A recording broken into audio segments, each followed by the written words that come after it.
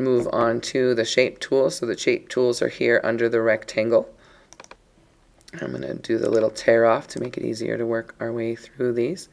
And so you've got the rectangle, the rounded rectangle, the ellipse, which can also be a circle, and the polygon, the star, and the flare that we'll go over. So when I have a rectangle, I'm going to switch to my layer, and that's what that was telling me, is that you can't draw here because that layer's locked. So I switched to layer 2, and now I can click to drag a rectangle.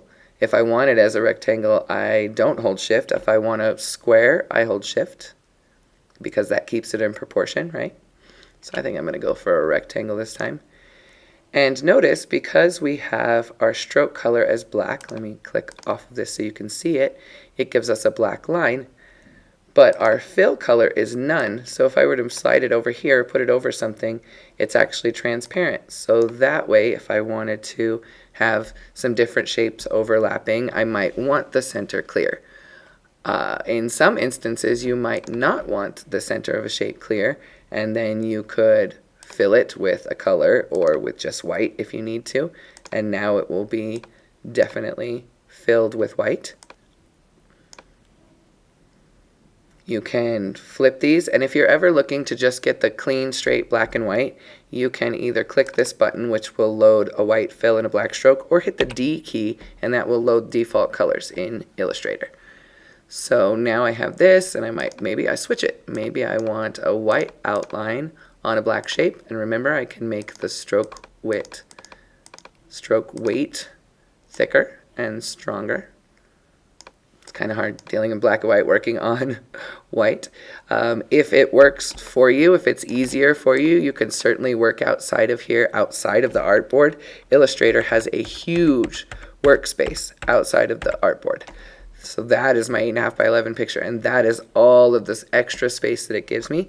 And so sometimes I just work out there and then just bring what I need when I'm done into my artboard so that I can print it, or finalize it, or do whatever I need to do with it next. You also have a rounded rectangle, which just gives you rounded corners. The ellipse tool, which you can either use for ovals or by holding shift to get perfect circles. The polygon tool, same thing, keep it in proportion by holding shift, or this one always stays in proportion. So by holding shift, it just keeps it straight up and down. If I let go, it allows me to twirl it in any position. Then there is a star tool. The star tool, the up and down arrow key from your keyboard also works, so you can make more of like a starburst or even just a triangle. And then there's the flare tool.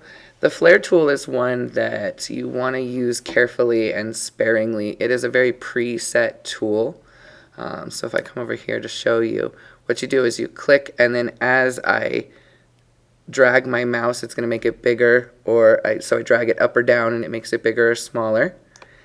And it places the first point, and then I come to where I want the second point. Maybe I'm going to put it on top of here and place it there.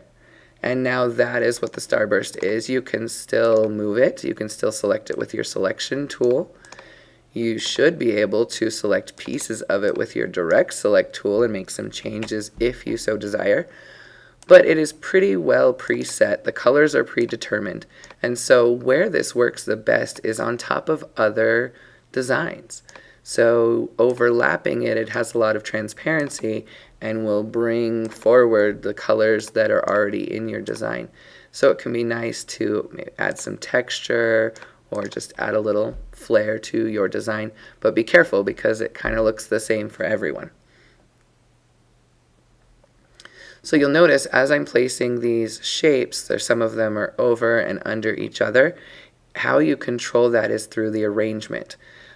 So as it works, the last one that you placed, which is this one, is the last one I placed, is the one that's on top. And the first one that I placed is on the bottom of everything.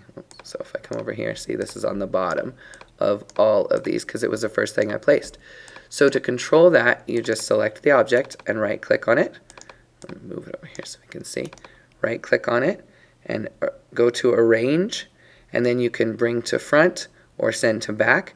These bring forward and send backwards goes one step at a time, not over what you're actually over, but one step of what you placed and what you created. So if I wanted this first shape, no, my last shape to go under my first step, I'd have to go step forward, backward, 1, 2, 3, 4.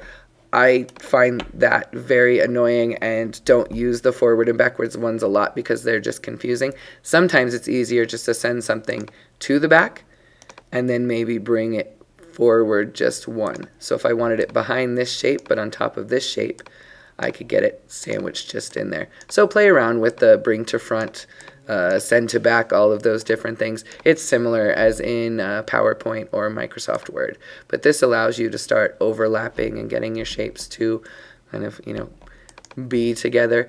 And you can always, if you don't like the way that the stroke is working with it, you can always get rid of that and make them combination shapes. I kind of like that though. I'm going to keep it.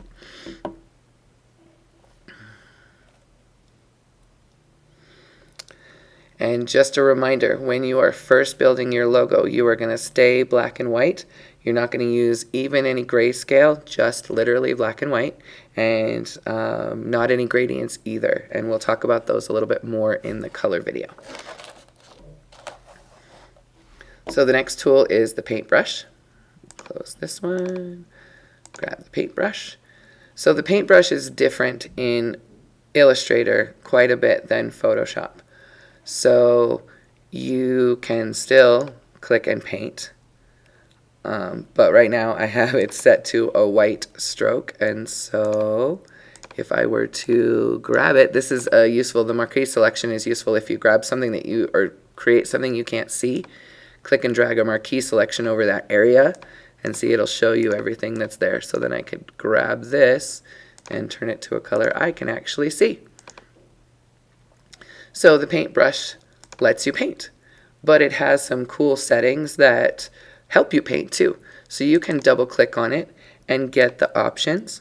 Fidelity is how smooth it can make it versus how accurate. So if you're like me and you paint kind of shaky, and maybe your line drawing in Photoshop wasn't as smooth and clean as you wanted it to, then you might want to turn this up to smooth and have it smooth you out quite a bit. So you see, as I paint, it's going to smooth out my line. Double click on here. I might want it very accurate also, where it paints exactly how I paint. So you are in control of that. You can turn that up or down. You can control other options of filling with brush strokes, how many pixels within.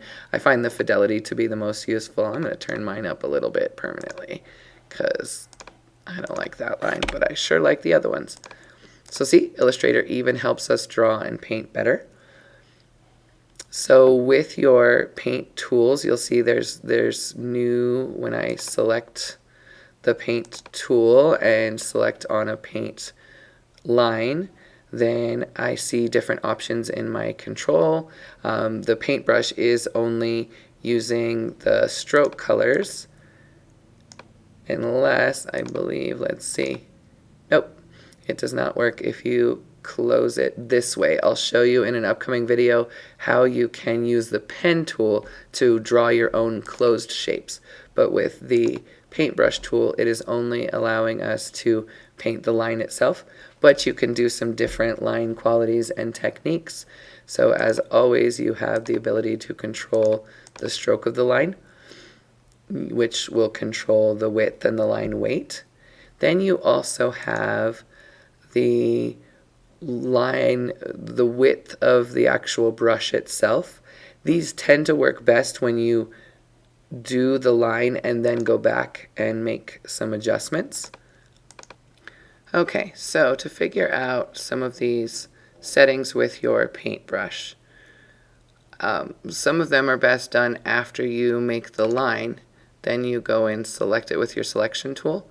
And the variable widths here work best on a basic brush. So you come into the brush and choose basic, and then you can get the line to look different. And it's hard to see if your line is very thin, then it kind of looks the same. So you want to thicken up that stroke. Don't know why we're working up here with all of these things in our way. So I'm going to move them down, easy as that. So you can have different ways that your line behaves as well. So you can try different effects with that. You can also apply different brushes. There's some preset in here, and then you can get to the rest of them through the brush menu, open brush library, and then once you open one, you can scroll through to all of them. Or an easier way to get to those is just from the bottom of your Windows palette, right there, brush libraries. You can go just pick what you want, and same thing, you open one, scroll through all of them. So makes it really easy to try different brushes, different effects. You can have, just different style of calligraphy or paint brushes. You can get ones with some texture if you want to put some texture in your logo. So experiment, try different looks, try different tools. This is really a great opportunity to dig into Illustrator and learn lots of new things. One more tool that I encourage you to try is the shape builder. It's down here below the paintbrush, and this one's kind of interesting. It's not one that I've used very much, but it will start to help you build shapes by drawing really loose lines. So I can draw a line like that and it will tighten it up, and then I continue and draw a line like that, come back down, draw like that, and so it's straightening and creating, if I was a little bit closer and more careful about it, or maybe I want them separate. They're still separate paths, so I would have to group them if I wanted them to behave as one shape. And you'll notice I still can't fill it as one shape, so that's coming up of how to do that. You either use these shape tools or you use the pen tool, which I'll show you in a coming up video. And then I also have the pencil tool. The pencil tool is just good for just kind of direct line drawing. It doesn't have a lot of fancy tricks. You can still apply any of the brushes to the pencil tool, but it is good for just some good simple drawing. You can still apply strokes as well. So get in there, try these tools, and have fun. Thanks for watching.